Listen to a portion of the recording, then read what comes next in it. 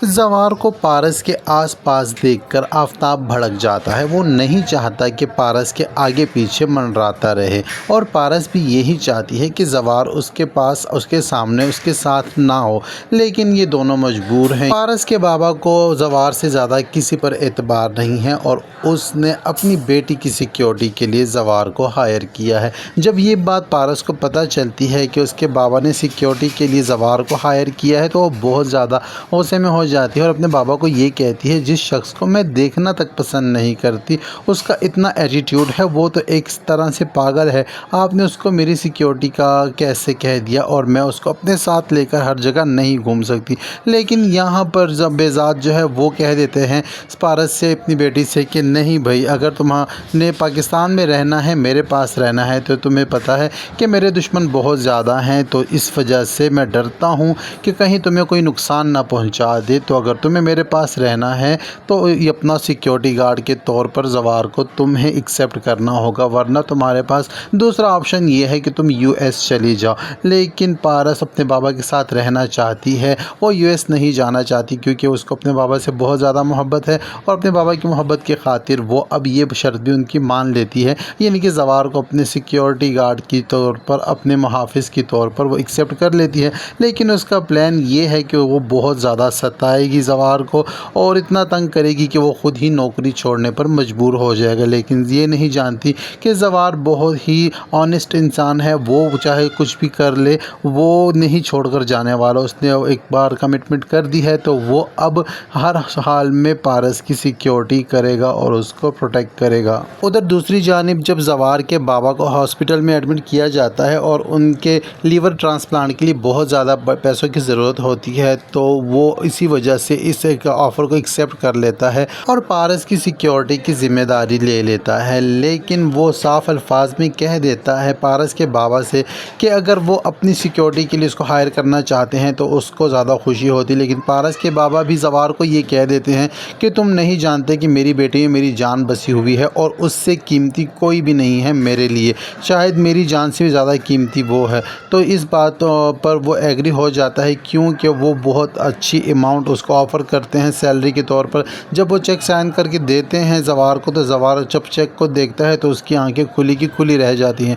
वही रकम जो जवार कैश करा के हॉस्पिटल लेकर आता है और काउंटर पर जाकर पैसे जमा कराने लगता है अपने बाबा के इलाज के लिए, तो हॉस्पिटल से उसको पता चलता है काउंटर से कि उसके बाबा के इलाज के लिए जो पैसे वो जमा करवा रहा है अब उसकी ज़रूरत नहीं है, उसके बाबा का इलाज शुरू हो चुका है।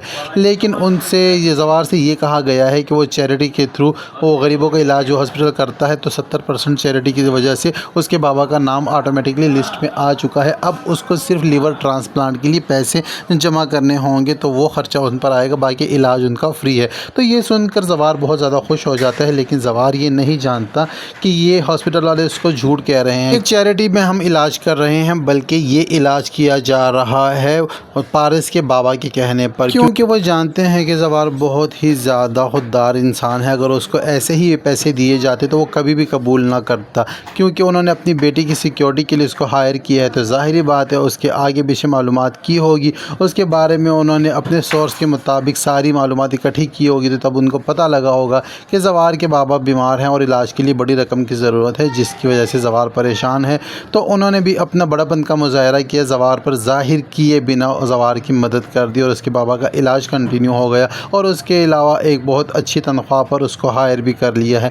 अब यहाँ पर बेजात के बहुत ज़्यादा एहसान हो चुके हैं जवार पर और उन एहसानों का बदला बेजात ने ही चुकाना है। लेकिन उधर दूसरी जानिब अगर बात की जाए आफताब की, तो आफताब बिल्कुल भी बर्दाश्त नहीं कर पा रहा जवार को, क्योंकि वो चाहता है कि पारस को वो हथिया ले और अपने मामू की जायदाद पर काबिज होकर बैठ जाए, क्योंकि उसको पता है कि उसके मामू का आगे पीछे और कोई नहीं है और इतना माल और दौलत और इतनी जायदाद जो है वो आफताब हथियाना चाहता है। लेकिन ऐसा होने नहीं देगा जवार जो है वो आहिस्ता आहिस्ता अपनी ड्यूटी भी करता जाएगा और जो है पारस को प्रोटेक्ट भी करता जाएगा, लेकिन साथ ही साथ इनकी केमिस्ट्री भी शुरू होने वाली है। पारस जो है वो तो इम्प्रेस हो जाएगी जवार से, लेकिन जवार इतनी जल्दी इम्प्रेस होने वाला नहीं है। लेकिन क्या इन दोनों की लव स्टोरी शुरू हो पाएगी, क्योंकि आफताब भी तो एक उम्मीदवार है पारस के लिए। लेकिन पारस आफताब को पसंद तो नहीं करती, लेकिन जवार को नीचा दिखाने के लिए वो पहले दिन ही जवार को छुट्टी दे देती है और उसे कहती है आज तुम छुट्टी करो, मैं आफताब के साथ चली जाऊंगी।